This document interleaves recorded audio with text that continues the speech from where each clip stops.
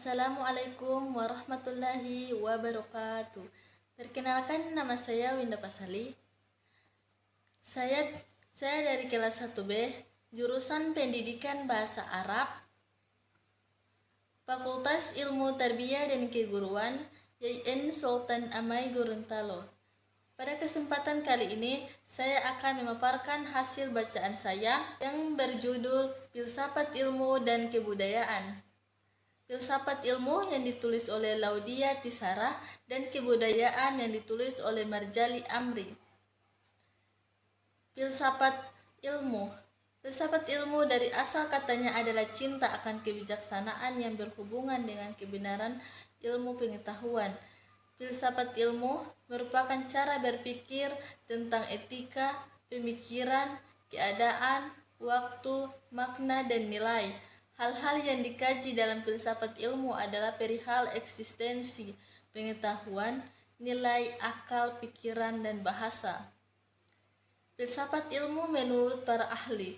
Menurut Nasroen, filsafat ilmu adalah hasil dari tinjauan manusia tentang makna dirinya, makna alam, dan tujuan hidupnya, dengan mempergunakan pikiran dan dibantu oleh rasa dan keyakinan yang ada dalam dirinya itu.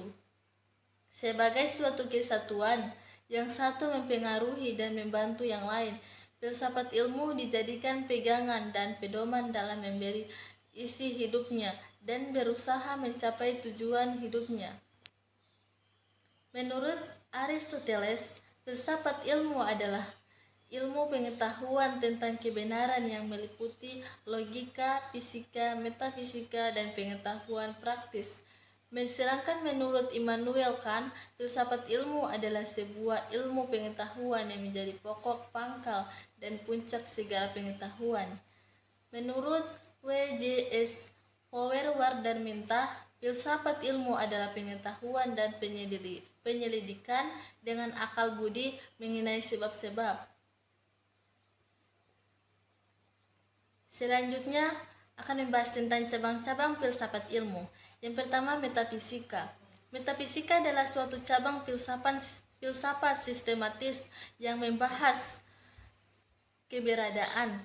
Ini berkaitan dengan proses analitis atas hakikat fundamental mengenai keberadaan dan realitas yang menyertainya. Yang kedua, epistemologi. Epistemologi merupakan suatu cabang filsafat sistematis yang membahas pengetahuan. Ahli epistemologi mempelajari sumber pengetahuan, termasuk intuisi, argumen, ingatan, pengetahuan perseptual, pengetahuan diri, dan kesaksian. Yang ketiga, estetika. Estetika adalah ilmu yang membahas bagaimana keindahan dapat terbentuk, serta bagaimana pula dapat merasakannya. Selanjutnya akan membahas penggolongan filsafat ilmu. Apa sih penggolongan filsafat ilmu? Terbagi menjadi 5. Yang pertama, tentang dunia material.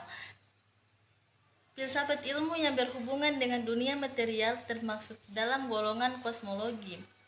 Yang kedua, tentang manusia. Filsafat ilmu yang membahas tentang manusia disebut dengan antropologi metafisika. Yang ketiga, tentang kesusilaan. Filsafat ilmu yang membahas tentang kesusilaan termasuk dalam etika atau filsafat moral. Yang keempat, tentang ketuhanan. Ilmu filsafat yang membahas tentang ketuhanan termasuk dalam golongan teologia naturalis.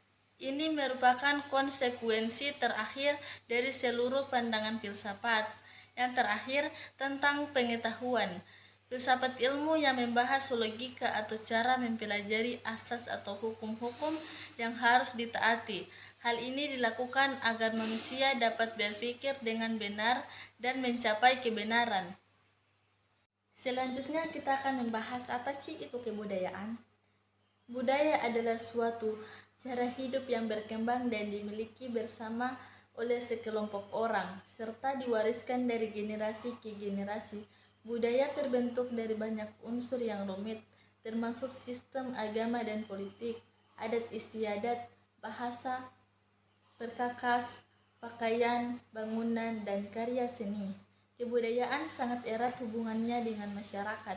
Menurut antropolog Melvin J. Herskovits dan Bronislaw Malinowski mengemukakan bahwa segala sesuatu yang terdapat dalam masyarakat ditentukan oleh kebudayaan yang dimiliki oleh masyarakat itu sendiri. Istilah untuk terdapat itu adalah determinisme budaya. Selanjutnya, unsur kebudayaan menurut para ahli. Menurut Melvin J. Herskovits menyebutkan kebudayaan memiliki 4 unsur pokok, yaitu alat-alat teknologi, sistem ekonomi, keluarga, dan kekuasaan politik. Menurut Bronislaw Malinowski mengatakan 4 unsur pokok kebudayaan yang meliputi sistem norma sosial yang memungkinkan kerjasama antar pra-anggota masyarakat untuk menyesuaikan diri dengan alam sekelilingnya. Menurut Slide Kluckhohn mengemukakan ada 7 unsur kebudayaan secara universal, yaitu bahasa, sistem pengetahuan, sistem teknologi, dan peralatan. Selanjutnya, yakni kebudayaan di antara masyarakat. Ada beberapa cara yang dilakukan masyarakat ketika berhadapan dengan imigran. Ada kebudayaan yang berbeda dengan kebudayaan asli. Cara yang dipilih masyarakat tergantung pada seberapa besar perbedaan kebudayaan induk dengan kebudayaan minoritas, seberapa banyak imigrasi yang datang, watak dari penduduk asli, keefektifan dan keintensifan komunikasi antar budaya, dan tipe pemerintahan yang berkuasa. Selanjutnya, sifat kebudayaan. Kebudayaan diperoleh dari belajar. Kebudayaan manusia tidak diturunkan secara biologis atau genetis, tetapi kebudayaan diperoleh melalui sosialisasi dan internalisasi akibat bergaul dan berinteraksi dengan manusia lain dalam suatu kelompok. Kebudayaan milik bersama karena kebudayaan merupakan milik bersama para anggotanya. Semua anggota wajib mematuhinya dan mengikutinya karena diikat oleh konvensi, nilai-nilai, norma, dan aturan. Kebudayaan sebagai pola. Pola-pola seperti pola tingkah laku muncul karena dalam kebudayaan terdapat sebuah nilai yang mengatur cara hidup dan tingkah laku masyarakat. Kebudayaan bersifat dinamis dan adaptif. Kebudayaan memiliki sifat dinamis, yaitu dapat berubah baik secara pelan maupun lambat. Perubahan budaya dipengaruhi oleh beberapa faktor. Salah satu faktor yang cukup berpengaruh terhadap perubahan budaya adalah perkembangan teknologi.